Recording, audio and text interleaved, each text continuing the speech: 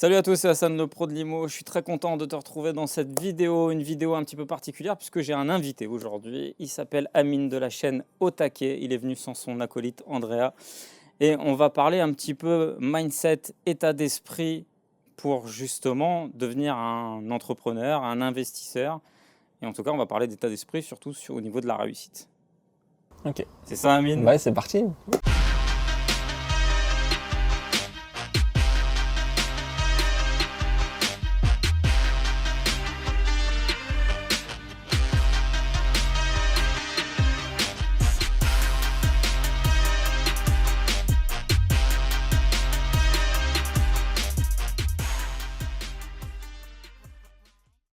Amine, est-ce que tu peux te présenter pour les gens qui ne te connaissent pas?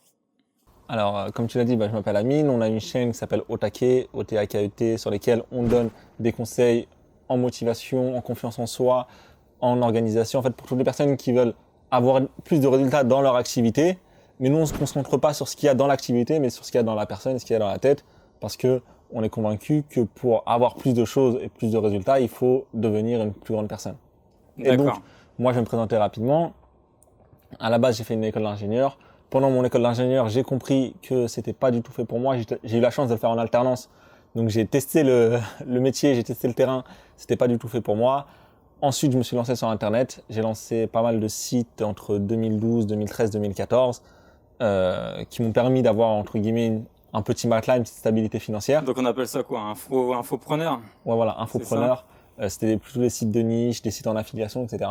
D'accord. Et depuis 2015, avec Andrea, on partage des conseils sur ce qui nous a permis justement d'avoir la vie qu'on a, d'avoir les résultats qu'on a, de progresser. Andrea, de son côté, lui aujourd'hui, il est salarié encore, mais justement, entre le moment où il a pris conscience de ça et le moment où il est et aujourd'hui, il a multiplié son salaire par 3, il a augmenté les postes, etc. Et donc, c'est plein de conseils qu'on partage sur notre chaîne.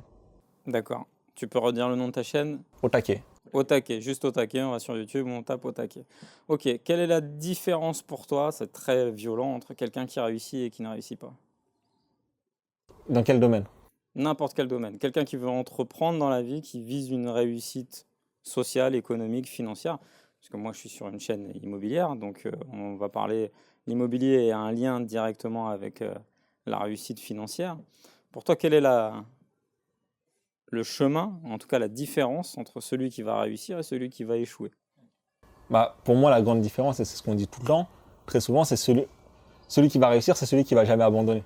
C'est-à-dire que sur le chemin, il va y avoir des difficultés, il va y avoir des galères, il va y avoir des obstacles. Et à un moment donné, il y en a un des deux, il va se dire, moi c'est bon, j'arrête là, je fais demi-tour ou je rentre chez moi. Et l'autre qui va se dire, c'est juste un obstacle de plus. Et peut-être que derrière cet obstacle-là, il y aura le succès. Donc il va défoncer le mur et derrière, il va se retrouver qu'il y a un autre mur.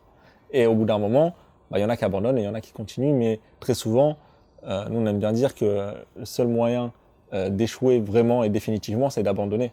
Parce qu'une défaite temporaire, un échec temporaire, c'est pas forcément une défaite définitive. D'accord. Est-ce que on part pas tous de manière égalitaire, sur le même pied d'égalité, sur le même point de départ? On n'a pas tous les mêmes niveaux de revenus. Il y a des gens qui partent avec des handicaps, que ce soit social, géographique ou autre. Qu'est-ce qui fait pour toi la différence que ces gens-là peuvent réussir également? Quand tu pars justement avec pas mal d'handicaps dans la vie. Moi, pour ma part, je suis parti avec des handicaps au niveau social et euh, au niveau de faillite que j'ai aussi pu connaître après dans ma jeune vie d'investisseur, d'entrepreneur, pardon. Qu'est-ce qui pour toi fait la différence? Si on reprend l'exemple des murs, justement, donc en fait, c'est juste qu'entre toi et l'arrivée, il y en a qui vont avoir plus de murs que d'autres. Et très souvent, ce qui va faire la différence, c'est qu'est-ce qu'il y a derrière ces murs? Qu'est-ce que tu vas aller chercher, en fait? C'est ce qu'on appelle le pourquoi, ce qu'on appelle l'objectif, ce qu'on appelle l'ambition. Et si toi, ton rêve, il est plus grand que ce mur-là, en fait, c'est un exemple moi que j'aime bien prendre qui est visuel. C'est que si tu as un mur et que ton rêve, il est plus petit, tu vois plus le rêve. Mais si ton rêve, il est plus grand que le mur, il est plus grand que l'obstacle, il est plus grand que la montagne, tu vas toujours le voir. Et comme tu perds pas de vue ça, tu vas pas lâcher l'affaire. Et du coup, à rêve égal, quelqu'un qui a plus d'obstacles, forcément, c'est plus dur pour lui. Et donc, lui, il a compensé en ayant une motivation plus grande, en ayant peut-être un désir plus grand. Et parfois, ce désir, cette motivation, cette énergie, elle peut aussi se trouver dans les obstacles. C'est-à-dire, très, très clairement, sur l'argent, quelqu'un qui n'a jamais eu d'argent et qui a souffert du manque d'argent, très souvent, sa motivation va être plus grande parce qu'il sait ce que c'est et il ne veut plus revivre ça. Que quand tu as une situation confortable, que tes parents, ils n'étaient pas riches, mais ils n'étaient pas pauvres, tu sais que tu partais en vacances. C'est la fin, quoi. Voilà, c'est d'avoir tu n'as pas la dalle. En fait, quand tu n'as pas la dalle, bah, très souvent, tu te dis, bah, moi, mon point initial, il n'était pas si dégueulasse que ça, bah, je peux retourner au point de départ. Qu'il y en a, ils ont tellement une situation douloureuse au début, qu'ils se disent, bah, faut que je change. A contrario, des gens qui ont une situation douloureuse et qui restent dans cette situation-là en se disant, je peux pas faire autrement, je suis bloqué.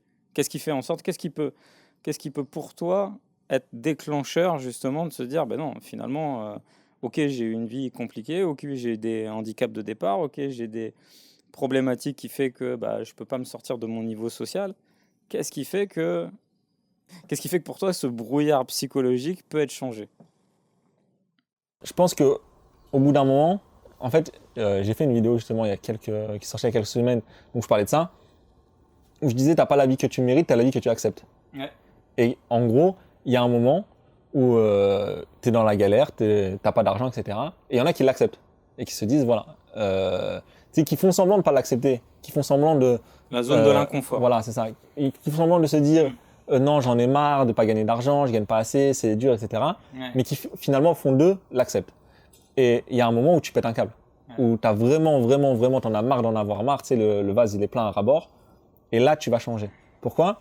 Parce que, tu vois, changer, ça demande un effort, ça demande une douleur, ça demande de prendre un risque, ça demande un inconfort. C'est ça. Et en fait, cet inconfort-là, il est très douloureux. Tu vois, le changement, c'est super douloureux. Et les efforts, c'est très douloureux. Mais tant que la douleur de la situation actuelle, tant que la douleur de la galère dans laquelle tu es, elle n'est pas plus grande que la douleur qu'il faut pour changer, bah tu peux pas changer. Et très souvent, c'est quand on a marre, tu vois, quand tu craques, tu te dis vas-y, je veux faire quelque chose, et c'est à ce moment-là où tu as les meilleurs résultats. Est-ce que tu pourrais, par exemple, donner quelques conseils pour quelqu'un qui est dans une situation justement de douleur, vraiment, et il lui faudrait un schéma, un code, un carnet de route à commencer par une étape, une deuxième étape, une troisième étape pour transformer sa vie? Ok, alors je vais donner quelques étapes dans le désordre, mais... On s'en fout, hein, ouais. 3, 4, 10, 15 étapes. Très globalement. Tu sais ce que tu veux vraiment. Ouais. Vraiment. Parce que si tu n'as pas de cible, tu ne peux pas viser. Tu vois, en gros, tu as un objectif, tu sais vers quoi tu vas courir, tu sais vers quoi tu vas mettre tes efforts, tu sais vers quoi tu vas mettre ton énergie. 2, tu mets une date limite. 2, quand je vais atteindre ça. Parce que si tu ne mets pas de date, tu ne vas jamais le faire. Et tu sais, on a tous le truc de tu as une amende, tu la payes le dernier jour, les impôts, tu le fais le dernier jour, tes devoirs, tu les rends le dernier jour. Donc ton objectif, tu vas l'atteindre le dernier jour. Donc si tu te dis j'ai 6 mois ou j'ai 1 an ou j'ai 10 ans, tu vas le faire dans le temps imparti. Donc mets-toi une date limite. 3, qu'est-ce qui va se passer si tu fais rien? Qu'est-ce qui va se passer si tu fais rien? Comment va évoluer ta vie? 4, tu fais un plan détaillé. Et en fait, un truc très simple qui est super puissant, c'est de prendre un objectif et de le transformer en action. Par exemple, un objectif, c'est j'aimerais bien avoir 4 apparts immobiliers sur ta chaîne. Ça, c'est un très bon objectif. Ok, 4 apparts avec des locataires dedans. Mais concrètement, comment demain matin tu peux avoir 4 apparts? Bah, si tu transformes ça en action, c'est faire des visites, faire des appels. Okay. Et si tous les jours tu dois faire 8 appels, bah, si tu les fais tous les jours, au bout d'un moment, tu vas avoir des visites qui vont aboutir sur des apparts, etc. C'est comme si tu te dis, je veux perdre 8 kilos. Perdre 8 kilos, c'est bien, c'est un objectif. Mais une action très simple, c'est d'aller courir ou de s'inscrire à la salle de sport. Et du coup, tu prends toutes les étapes que tu veux faire. Et qu'est-ce que je peux faire? Et un truc qui est super puissant aussi, c'est de se dire, quelle action, si je la faisais tous les jours, transformerait ma vie ou m'aiderait à atteindre cet objectif dans 1 an? Par exemple, ça peut être aller courir 20 minutes, ça peut être écrire, 20 pages, même pas une page. Tu écris une page par jour, au bout d'un an, tu as 360 pages, tu as écrit un livre. Faire une visite. Tu fais une visite par jour, normalement, dans l'action. Combien tu l'as acheté très rapidement. C'est ça que tu veux dire. Voilà. La personne se met dans l'action. Parce que très souvent, tu vois, quand on écrit les objectifs de manière pas concrète, tu vois, gagner 10 000 euros par mois, c'est pas une action. Non. Par contre, pour gagner 10 000 euros par mois, bah, faut faire, je sais pas, c'est 300 euros par jour. 300 euros par jour, combien il faut de clients? Ok, mais même avoir 4 clients par jour, c'est pas une action. Mais passer 18 appels par jour, c'est une action. Et donc, tu sais tous les jours si tu les as fait ou si tu les as pas fait. Parfait. Tu as une autre étape? Donc, j'ai dit quoi? Je t'ai dit un plan. Je t'ai dit savoir ce que tu veux, mettre une date. Ouais. Qu'est-ce que tu vas avoir si tu le fais pas? Avoir des actions, faire des trucs tous les jours. Franchement, rien qu'avec ça, déjà, tu peux. La répétition est mère de talent, j'aime dire. C'est ça. Et en fait, l'importance de faire un truc tous les jours, c'est quelque chose de puissant. Moi, il y a un exemple qui m'avait marqué un jour. Ça fait peut-être 10 ans que j'ai entendu quasiment. Qu'on te dit, tu sais très bien que c'est bien de boire 1 litre d'eau par jour, 1 litre et demi d'eau par jour. Et en fait, tu sais très bien que ce serait totalement con, totalement stupide de se dire, bah, toute la semaine, je bois pas et le dimanche, je bois 10 litres. Et en fait, dans leur business et dans leurs activités, il y a beaucoup de personnes qui font ça. C'est-à-dire, ça fait 1 mois que j'ai pas fait de sport, ça fait 6 mois que j'ai pas fait de sport, cette semaine, je me mets à fond. Ouais.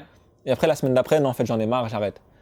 Tiens, j'ai pas recherché le bien immobilier depuis 1 mois, depuis 6 mois, j'ai pas recherché. Je fais 1 semaine comme un malade, et puis finalement, ça va me saouler et je vais arrêter. Et finalement, c'est beaucoup plus efficace de se dire, bah, tous les matins, je prends 1 heure pour visiter, pour appeler, pour rechercher les trucs, quoi. On va parler un petit peu plus en détail d'argent. Puisque, comme je te dis, il y a une corrélation entre l'immobilier et gagner de l'argent à travers. C'est un effet financier, c'est un effet de levier. Donc là, plus ton parc immobilier augmente, plus tes ressources financières augmentent, parfois même tes dettes augmentent. Mais en tout cas, il y a une notion, une symbolique à travers l'argent. Toi, qu'est-ce que tu en penses? Toi, Amine Dotake, qu'est-ce que tu en penses déjà de l'argent? L'argent, ça veut dire quoi déjà pour toi? Pour moi, l'argent, c'est juste avoir le choix. C'est-à-dire que quand tu gagnes de l'argent, quand tu as de l'argent, tu peux choisir où tu habites, tu peux choisir ce que tu manges, tu peux choisir où tu pars en vacances, tu peux choisir ce que tu fais de tes journées, tu peux choisir tout en fait. Que si tu n'as pas d'argent, bah, tu prends l'appart que tu peux avoir parce que tu peux pas vraiment choisir. Quand tu vas faire les courses, tu achètes ce que tu peux te permettre d'acheter. Pour les vacances, tu regardes où tu peux aller. Pour ton quotidien, en fait, tu n'as pas vraiment le choix. Ton choix, il est vachement plus limité que d'avoir de l'argent. Ça ne veut pas dire que si demain tu as 1 million d'euros, tu vas rouler en Ferrari. Mais si tu as envie d'avoir une Ferrari, tu peux. Ton choix, il est plus conditionné par l'argent. Si tu aimes bien les dernières Clio, tu vas acheter une Clio, même si tu as de l'argent. Mais c'est vraiment ça, d'avoir le choix, de se dire, si demain je veux aller passer des mois à travailler dans une usine parce que je kiffe l'ambiance, je peux y aller. Mais si demain je veux arrêter, je peux arrêter. Est-ce que tu considères que l'argent est sale? Bien sûr que non. Pourquoi? Parce que l'argent, c'est un outil. Ouais. C'est comme... un outil que tu peux utiliser à de mauvaise fin. Oui, comme un tournevis.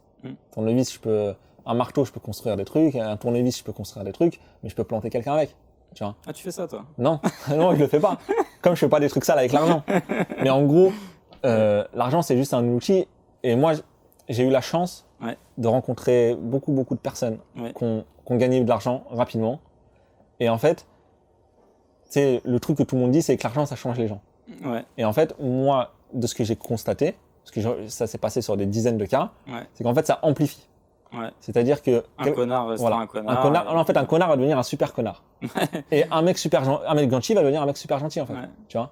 Et quelqu'un qui faisait le crevard quand t'allais manger avec lui au kebab et qui te disait, bah non, toi t'as pris une canette, moi j'ai pas pris de canette, donc on se sépare pas en deux.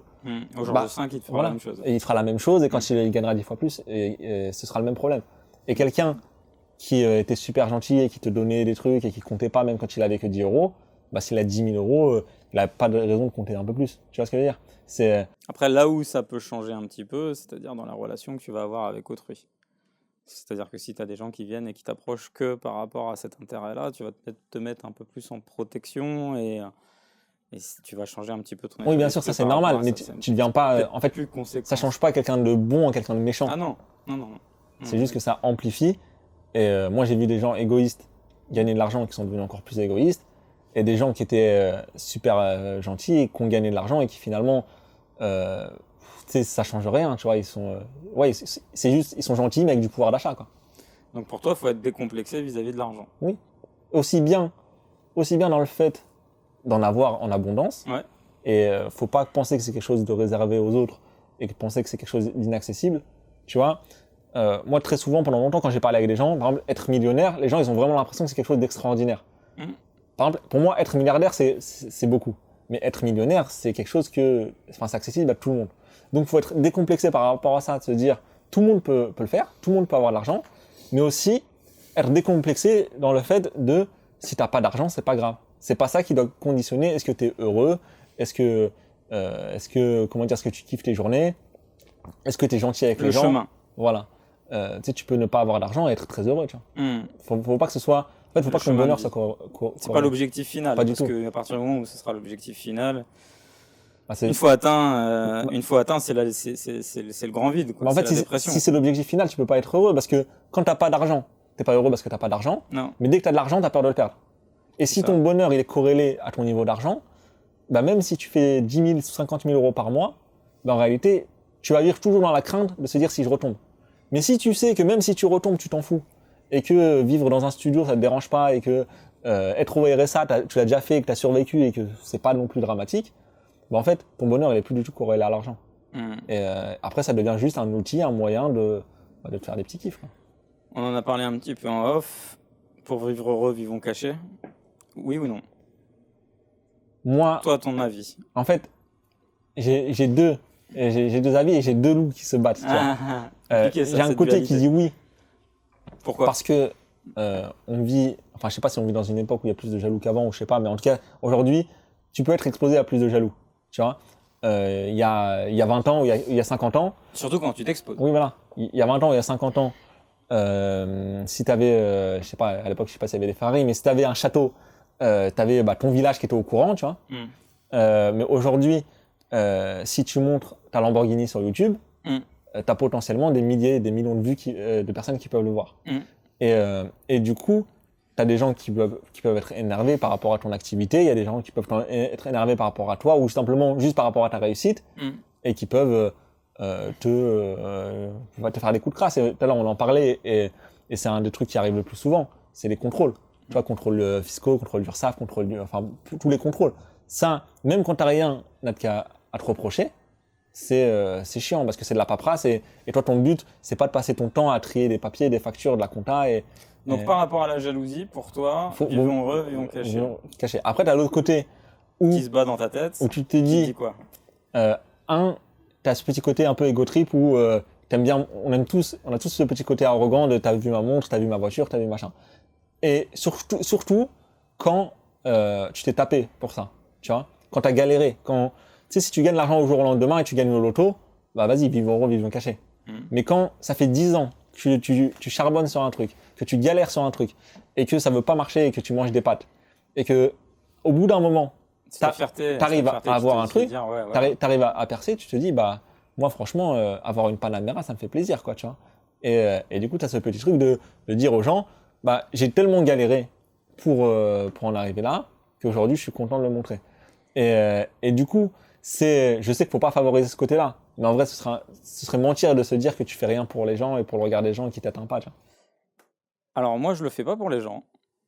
Si parfois il m'est arrivé d'exposer 2-3 trucs, j'ai eu ce même sentiment que toi, et forcément, c'est des choses qui se posent aussi en termes de questionnement. Pour vivre heureux, vivons cachés, puisque la jalousie de tout à chacun peut avoir parfois des conséquences. Maintenant, je pense qu'il faut occulter ces choses-là et puis croire que les gens ont un pouvoir, c'est leur donner de l'importance et puis être convaincu d'une certaine croyance qui va t'amener à des résultats de cette croyance. Mais en même temps donné, je pense pas que ce soit aussi qu'une question d'ego trip. Je pense aussi que, évidemment, pour donner envie parfois, pour inspirer les gens, si tu montres pas un peu de choses, tu peux pas les inspirer. Oui, ça c'est valable dans nos activités à nous. Moi je parle pour moi en fait. Là je te dis vraiment, je parle pour moi. Parce que je veux dire, pour une personne lambda, tu sais qu'il y a une boulangerie, ils vont pas de l'inspiration. Mais nous, c'est vrai que dans notre activité, c'est important. En étant sur YouTube, si demain je te dis, bah écoute, j'ai encore acheté 3 immeubles de rapport à 300 000 € pièce, tu vas comprendre que je viens de dépenser près d'1 million d'euros. Et que je te fais ça avec un t-shirt arraché au fin fond d'une grotte, etc., tu vas te dire, il se fout de ma gueule. Et puis, c'est pas inspirant. Tu vois, il y a ça aussi. Et évidemment, la fois dernière, tiens, je vais en faire une parenthèse, parce que c'est un peu une similarité, et en même temps, toi, tu me donneras ton avis. Je suis pas fan de montrer quand je fais un don ou autre chose comme ça, je le cache. J'aime pas le montrer. Et puis récemment, je me suis dit, vu que j'étais en plein don vis-à-vis d'une personne, je me suis dit, je vais te raconter un petit peu, mais je me suis dit, allez, pourquoi pas le montrer? Parce que peut-être ça peut inspirer. Tu sais, t'as plein. Attention, hein, quand je dis star, je m'associe pas avec le mot star. Mais t'as plein de vedettes de télé, tu sais, qui font des vedettes de cinéma ou autres, qui vont dans des soirées où ils représentent et ils disent, bah, on a donné tant d'euros pour la famine dans tel et tel pays, etc., etc. Et les gens s'en inspirent en fait, se disent, bah, si cette star-là que j'aime, que je, je m'inspire d'elle, le fait, bah, moi peut-être que je le ferai aussi. Donc j'ai toujours eu cette dualité, moi, tu sais, de me dire, bon, je veux pas montrer ce que je fais, je veux pas montrer ce que je donne quand je donne, mais je me suis dit, allez, sur un coup, je vais le montrer. Je vais le montrer. Et j'ai montré parce que j'ai acheté des places de parc d'attractions à mon plombier parce il a eu un événement de vie très difficile. Et je lui ai acheté pour lui et ses enfants des places pour un parc d'attractions, ce qui n'est pas énorme, ce qui est pas mais c'est un truc qui me faisait plaisir de lui donner et je voulais le partager avec ma communauté. J'ai plein de gens dans ma communauté qui m'ont dit félicitations et puis j'ai eu des commentaires aussi du style fais-le et ferme-la. Dans l'absolu, ils ont raison. Fais-le et ferme-la. Mais en même temps donné, parfois, il faut savoir aussi inspirer, je pense. Tu vois? C'est ça. Dans le sens où il faut savoir aussi montrer aux gens que, eh ben, que ce soit par ta réussite, que ce soit ceci, cela, bah, tu fais aussi des actions qui peuvent servir à la communauté, quoi, qui peuvent servir aux gens. Non, mais moi, je suis tout à fait d'accord. Et sur l'inspiration, c'est ça. C'est que si tu vois demain Cristiano Ronaldo qui donne 1 million d'euros à l'UNICEF, et que toi, tu es fan de Cristiano, tu vas te dire, bah, pourquoi pas, peut-être que tu n'y avais jamais pensé, et que ça va te faire penser et envisager la chose. C'est ça. Après, je pense qu'on est d'accord sur le fait qu'il faut faire les choses d'abord pour soi, que ce soit pour l'argent, ou que ce soit pour même, tu sais, je veux pas acheter une voiture. Par exemple, tu vois, moi j'ai testé Lamborghini, etc. Et je trouve que, enfin, je sais pas, j'aime pas trop. En fait, avant j'étais super fan de Lamborghini, mais à la conduite j'aime pas trop. Et après avoir testé Porsche, je préfère Porsche, tu vois. Et donc je vais pas me dire je vais acheter une Lamborghini juste pour dire j'ai une Lambo, alors que finalement au quotidien c'est pénible, tu vois. Vaut mieux acheter un truc que tu peux utiliser, un truc pour toi. Mais en fait, on est tous d'accord sur le fait que il faut d'abord faire les choses pour soi que pour les autres, mais aussi on peut pas mentir en disant que on est totalement insensible au regard des autres. Tu vois, par exemple sur des vidéos, je sais pas pour toi, mais moi je sais que tu peux avoir 40 commentaires positifs. S'il y a une personne qui va te dire ouais mais regarde et qui te donne une critique mais même totalement infondée, tu vois, ouais mais regarde ta veste elle était moche. Toi, les autres vont te dire ton contenu il était bien, merci pour tes conseils, t'as changé ma vie. Tu penseras qu'à ce Pendant commentaire-là. toute la soirée, tu vas dire attends comment ça ma veste elle était moche. Tu vas aller voir ta femme, c'est vrai ma veste elle est moche. Alors que tu vois on est comme ça, tu vois. Ta veste rouge. Ma veste rouge elle est bien, tout le monde me dit qu'elle est bien. Elle est pas bien ma veste rouge. Non, Tu rentre vas, pas dans ce débat. tu vas vexer. Non, je rigole. Et donc? Bah, Ça non, mais y est, c'est- il est vexé. Il veut Ah, mais plus moi ça y est, parler. on est sur ta chaîne, c'est toi qui m'a Non, interviewé. non, non, mais t'as raison. Mais en T'as gros raison. c'est ça, c'est que très souvent quand il y a un truc négatif ça nous Tu le touche. retiens plus. Et moi j'ai écouté Alors des... comment faire pour pas le retenir? Tu peux pas. Tu peux pas. Moi, j'ai écouté des podcasts, tu vois, ou des interviews de personnes. Tu vois, nous, on est gentils, tu vois, on n'a pas des millions de vues. Non. Mais j'ai des personnes qui ont genre 200 000 vues ou même 1 million de vues et qui ont des milliers de commentaires sous chaque vidéo. Mais même eux, ça les touche quand il y en a un dans le lot qui est négatif. Donc en gros, soit tu regardes pas du tout. Il y en a qui font ça. Il y en a qui désactivent les commentaires. Mais à partir du moment où tu commences à regarder, tu acceptes le fait que tu es vulnérable, tu es accessible. Hmm. Et c'est chaud. Oui et non, je pense. Je pense que Toi, ça te fait rien les commentaires négatifs? je peux pas dire que ça fait rien les commentaires négatifs parce qu'en plus de ça, moi sur Internet, je parle d'argent. Parfois, je montre des choses et il y a d'autres facteurs qui fait qu'on m'envoie des insultes pour tout un tas de raisons. Et puis j'ai un discours aussi qui peut-être tranche avec les autres personnes qui sont dans ma niche immobilière. Donc forcément des commentaires négatifs, des insultes, des gens qui te jugent à une phrase, à un moment précis que tu as dit dans un état d'esprit à un instant T et que eux voient à travers le prisme d'une vidéo qu'ils ont interprété à un moment T et qui, par rapport à leurs croyances, leur machin, leur ceci, leur éducation, imaginent que quand tu dis ça, c'est ça, donc ils l'interprètent bien, mal, ceci, cela. En fait, je pense que c'est pas si important que ça. Non, mais bien sûr que c'est pas Tu vois ce que important. je veux dire? Et moi, C'est pas si important que ça. Et évidemment, ça touche, ça blesse. Mais je pense que si tu veux bien vivre, et on peut en revenir en corrélation avec le fait que bah, tu as une belle bagnole, tu vas te balader avec, tu t'en fous de la jalousie d'un tel ou d'un tel. Un commentaire négatif, c'est qu'une pseudo-jalousie qui est transformée par un truc. Tu sais, moi, pourtant, je suis consommateur de vidéos YouTube de tout à chacun. J'ai pas une fois dans ma vie mis un dislike sur quelqu'un. Je conçois pas ça en fait. oui, en fait, c'est. Non mais je conçois pas. Oui. Je conçois pas mettre un dislike sur quelqu'un. Pourquoi? Parce que je me dis le mec il a créé, il a dit de la merde, peu importe. Moi j'ai grandi dans une génération, je suis plus très jeune, tu sais. J'ai grandi dans une génération, c'est si t'écoutes pas et puis c'est tout. Moi j'ai grandi avec ça, avec ces notions-là. T'aimes pas, tu m'aimes pas, t'aimes pas ce que je représente, ce que je suis, etc. Ferme.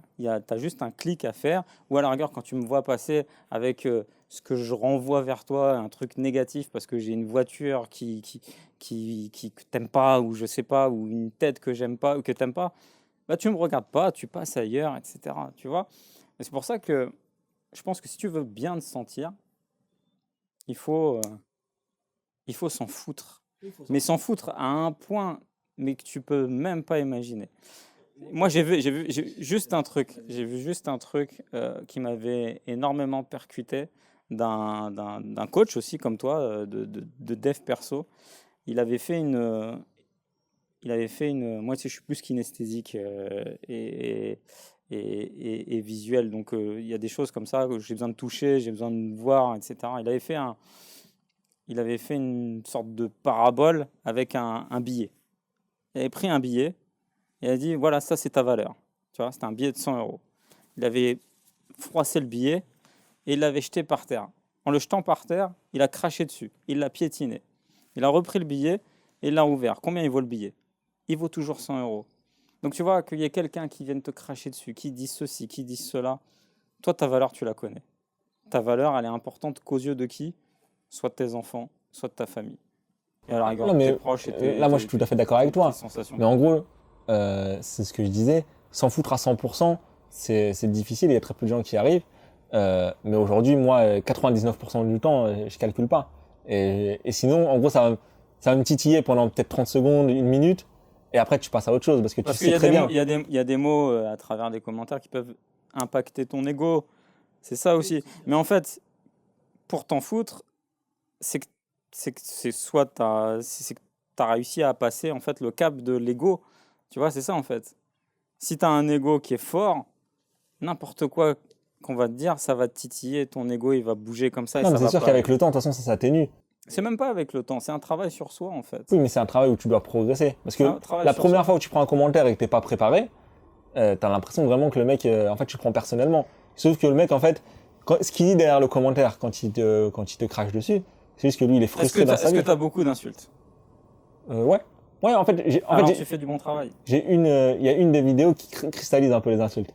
Mais c'est parce que, en fait, la vidéo, elle cherchait un peu, tu vois. Mais sinon, Je vois laquelle. Mais en même temps, et vous regarderez sa vidéo. Elle est beaucoup vue? Elle est bah, beaucoup vue? c'est la plus vue sur la chaîne. Bon, bah alors, on pourra la regarder. Mais en même temps, ouais, je pense qu'il faut t'en foutre totalement. T'en foutre totalement et puis faire un travail sur toi, Non, mais sur ton propre on ego. débat comme si c'était important, mais en vrai, Non, mais ça moi, je peut m'en aider fous. tout à Ah chacun. oui, C'est-à-dire nous, on s'en fout, nous. aujourd'hui, il faut savoir une chose, c'est que moi, je suis d'une génération où j'ai une fille, elle a 13 ans. Tu vois? Donc j'ai 36 ans, ma fille, elle a 13 ans, ma plus grande. Aujourd'hui, elle va sur Snapchat. Aujourd'hui, elle va sur les réseaux sociaux.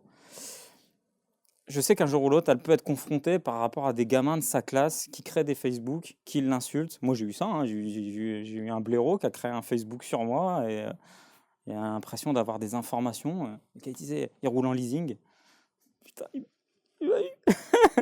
Et tu vois, et c'est pas très plaisant, tu vois, ce genre de choses. Mais moi, je me dis, pour ma fille, je veux lui inculquer cette sensation de détache-toi de tout ça. Tu vois, détache-toi de tout ça. Les réseaux sociaux, les machins, les commentaires, les trucs, les ceci, cela. Tu dois passer au-dessus de ça. Tu dois connaître ta valeur. Tu dois pas avoir d'ego qui va te faire réagir. Et tu dois te sentir bien par rapport à ces choses-là. Qu'on te dise que t'es... Parce que tu as des mecs en plus. C'est aussi ça le problème de l'ego. Tu as des mecs à qui tu vas dire, t'es beau, le mec pendant 10 ans, le mec il a l'impression que c'est Brad Pitt. Et tu as des mecs, et après tu vas lui dire juste, t'es moche, il va les suicider. Tu vois, il y a Ouais, il y a un juste milieu. un juste milieu quand même à avoir. Bon, on s'est un peu égaré dans cette Ouais. On a beaucoup interview, parlé. mais on pourra en faire et en refaire. Il y a beaucoup de choses à dire. En tout cas, c'était un plaisir de t'accueillir sur cette vidéo, sur ma chaîne. Il y aura une vidéo sur ta chaîne aussi. Oui, dans quelques On semaines parle un peut-être. petit peu plus en détail de... Je sais même plus avec tout ce qu'on a dit. On a parlé d'immobilier, de Ouais, réussite, voilà. de ton parcours. Exactement. Voilà. Une vidéo bien égo trip. Exactement. Si tu as aimé cette vidéo, n'hésite pas à la liker, à la commenter, à t'abonner à ma chaîne, à t'abonner à la chaîne d'Otake. C'était Amine en représentation. Il n'a pas mis sa veste rouge. Il va y penser pendant des semaines et des semaines. Mais non. Tu la verras au séminaire. On la verra au séminaire, exactement. Quant à moi, je te dis à très bientôt pour une prochaine vidéo. Ciao!